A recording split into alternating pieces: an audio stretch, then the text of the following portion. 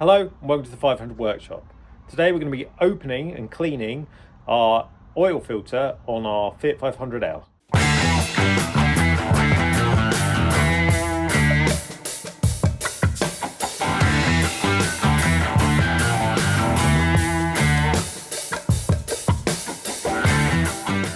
Now the 500 does not have a traditional oil filter. It has a centrifugal oil filter.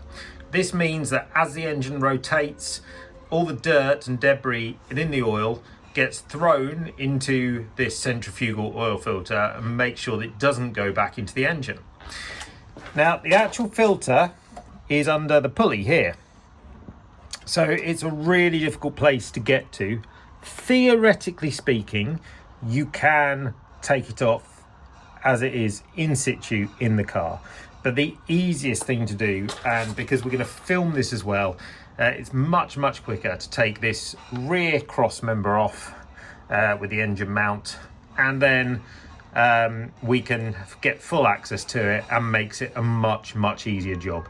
So that's what we're going to do. We're going to take the rear cross member off and then we'll have access to it.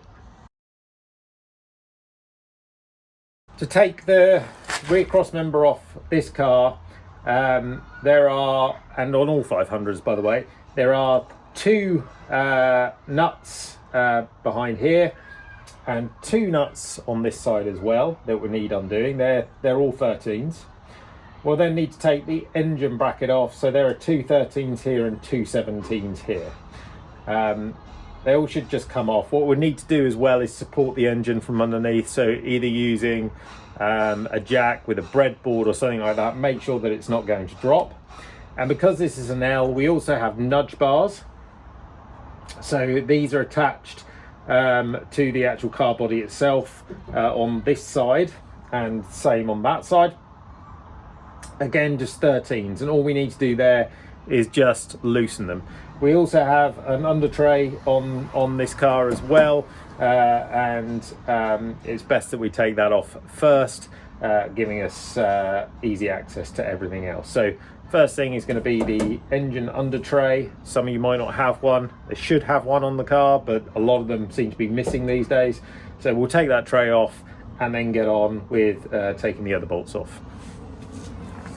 Here's the under tray, just removed, just sits under the engine in that formation.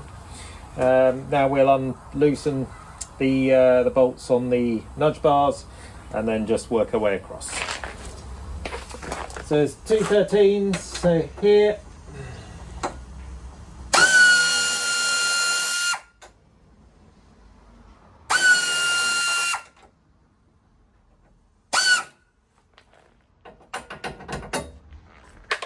And we're just going to loosen this one off, not take it off.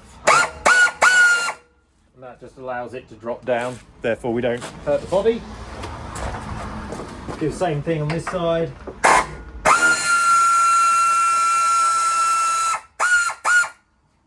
Just loosen this one off.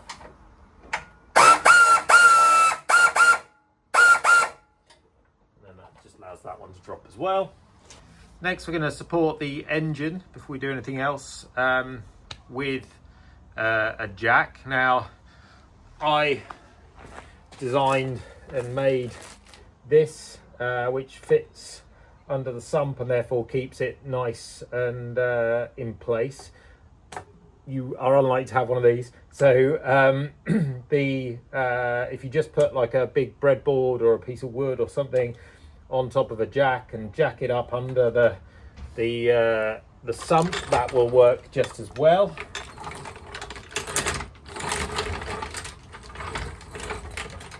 Just want to make sure that it doesn't go anywhere.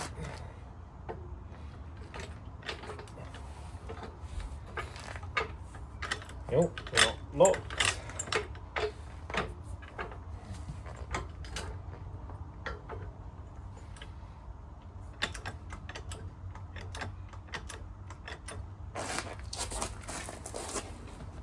Get under here and make sure it goes up nicely.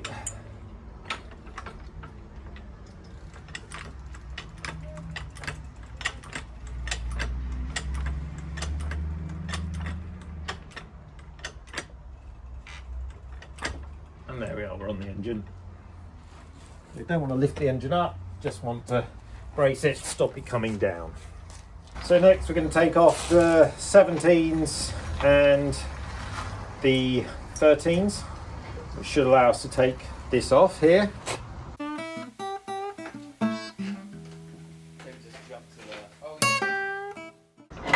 That's off. That's one side. We can now take the rear piece off, brace here. There's two 13s here and two 13s on the other side, so we just need to remove those, and now we should be able to pull it away.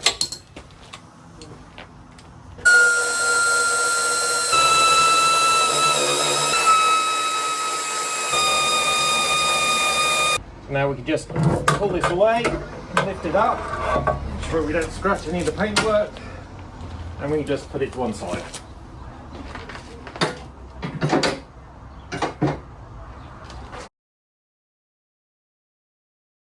So this is our centrifugal oil filter. This plate here and the pulley itself. So they've got 6 10mm bolts on here. One of the things that you need to be aware of is when you take this off, it is likely to leak some oil. So obviously we've put a jack underneath the car, which kind of gets in the way a little bit of an oil drip tray. So we can either put some old rags down or something to catch oil. It shouldn't be an awful lot of oil, but it will go onto the floor if we don't do something about that. So we'll probably put just a couple of cloths down there, old cloths, and then we'll take those 10mm off.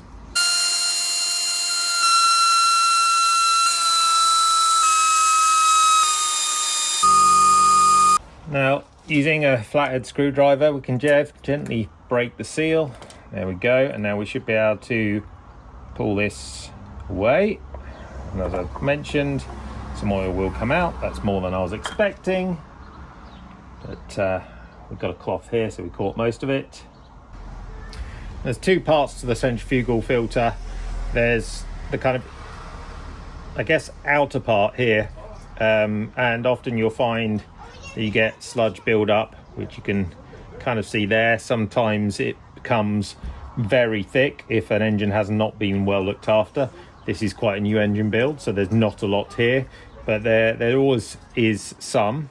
You can kind of see it there. It's kind of a thick grey material. It becomes almost like thick mud sometimes within these, and they take a lot of work to get clean. Then you've got the inner piece here, and some people forget to clean this as well. So within this kind of ring here, you'll also get build up. There you go, you can see that. And so it's important that we clean both parts, not just the outer part. It all works together, and if you leave all the dirt inside, then you're not going to get a nice clean outcome. It also has this big O-ring. So whenever you do this job, you need to replace this O-ring.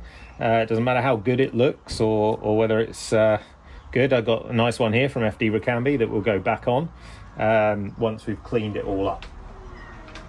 So the way I'm going to clean this is I'm going to use some brake and oil cleaner, brake and clutch cleaner, which just removes all the oil nicely for me. Because I don't want to necessarily spray that and get it in the engine, I will spray it onto a cloth and then just start to wipe around these inner edges and see what we get and see what comes off in the cloth. So I'll go and do that now. I'll come back and show you what the cloth looks like after. So despite the fact this is a relatively new build, it hasn't done that many miles, you can see the thick kind of, it's like almost like a silver grey clay type material that gets thrown out. There's also a little bit of glitter there as well, right in the corners. Obviously it's not glitter, it's where the engine wears together. But ultimately you want to try and get a really nice clean filter.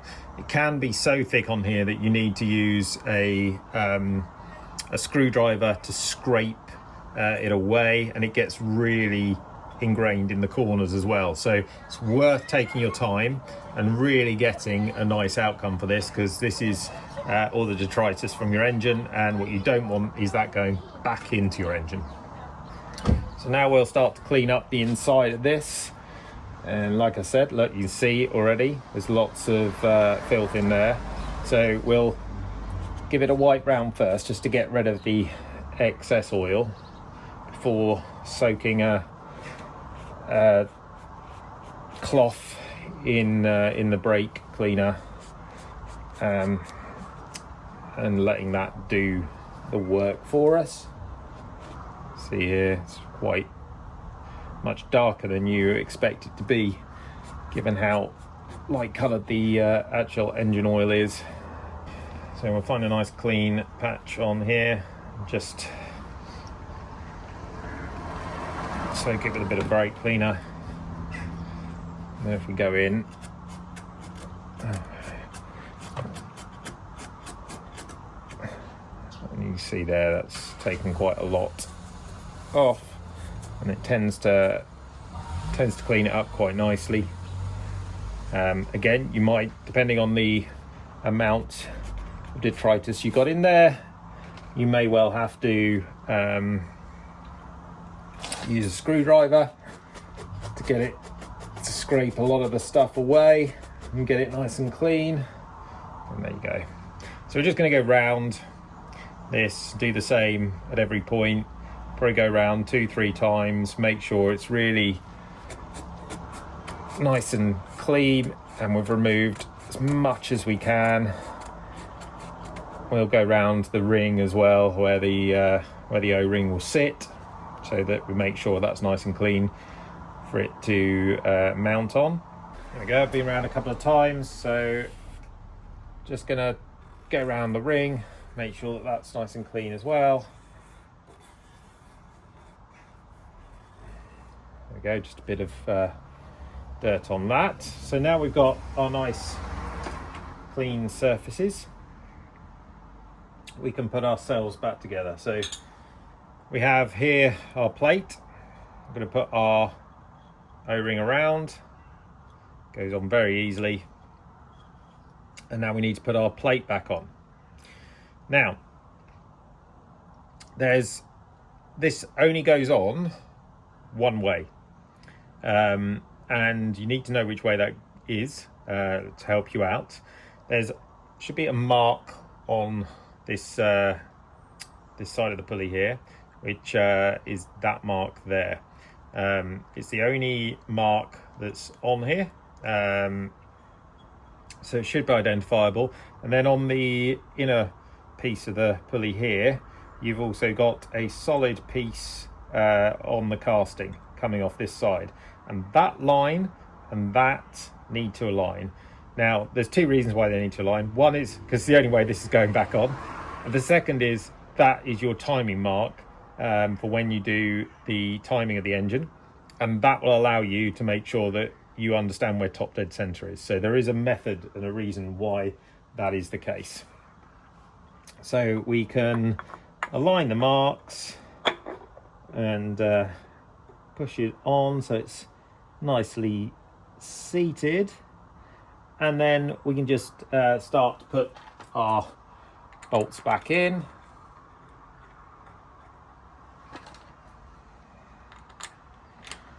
And just go around and put these in place so it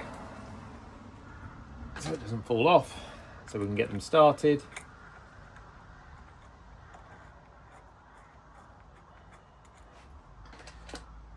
Now I've made that look a lot easier than it normally is, because there's a good chance that if you're doing your engine, it hasn't been done in a while, and that cleanup can take anything up to a couple of hours, depending on how bad it is and what you've got to clean with, and how tidy you really want to make it. But my advice is to put in as much time as it requires and not to compromise on that.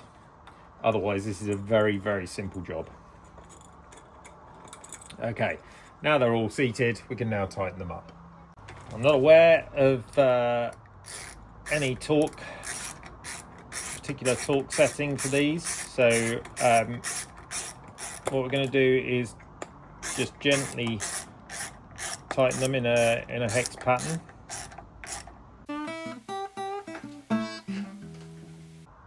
And there we go, that's us done. All that's left to do is put the back on, the 4 screws. Let's put the engine mount back on, and the bottom tray back on, and your job is done and complete. So it's a pretty easy job.